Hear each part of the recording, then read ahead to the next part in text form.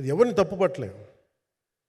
ఒకప్పుడు ఆయన వెంట చుట్టిన నిర్మాతలు, ఆయన వెంట తిరిగిన డిస్ట్రిబ్యూటర్స్, హీరోస్ అందరికి అలాంటి వాళ్ళకి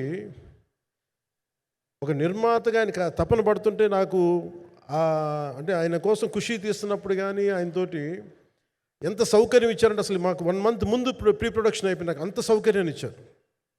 నేను కంపోజ్ చేసిన యాక్షన్ సీక్వెన్సెస్ కానీ ఫైట్స్ కానీ ఖుషీకి నాకు ఆల్రెడీ ఒక 1 month 1.5 month థియేటర్ నాకు ఇచ్చేసి మన సురేష్ ఎఫెక్ట్స్ థియేటర్ మొత్తం ఇచ్చి నాకు అంత లగ్జరీ ఇచ్చిన వ్యక్తి ఆయన నలిగిపోతుంటే నాకు నిజంగా చాలా బాధేస్తుంది. ఒకసారి it is not about money, it's not about success, it's about standing by hmm you trust, who stood for the people and who stood for the industry. నాకు ఎందుకు ఇది మీతో పంచుకోవాలనిపించింది.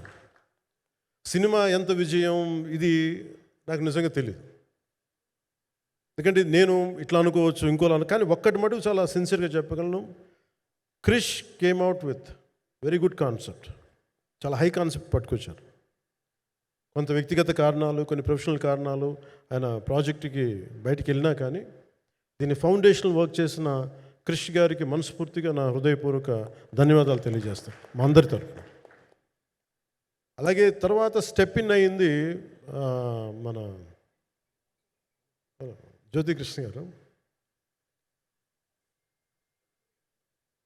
నేను ఖుషి సినిమా చేస్తున్నప్పుడు అప్పుడే లండన్ ఈ ఫిల్మ్ మేకింగ్ కోర్స్ చేసి మన డైరెక్షన్లో ఇన్స్టిట్యూట్ అంతేనా డైరెక్షన్ కదా ఫిల్మ్ మేకింగ్ కోర్స్ చేసి అప్పుడే గ్రాడ్యుయేట్ అయ్యి వచ్చి అప్పటి నుంచి ఉన్నప్పుడు బట్ యాక్చువల్ తనతో మాట్లాడుతుంటే మోస్ట్ సెన్సిబుల్ డైరెక్టర్ అనిపించారు.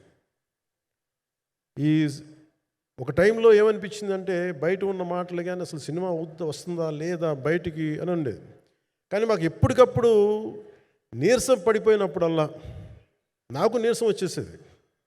సినిమా అవ్వదా అనుకున్నప్పుడల్లా దీనికి ప్రాణవాయువునిచ్చిన వ్యక్తి కీరవాణి గారు. ప్రతిసారి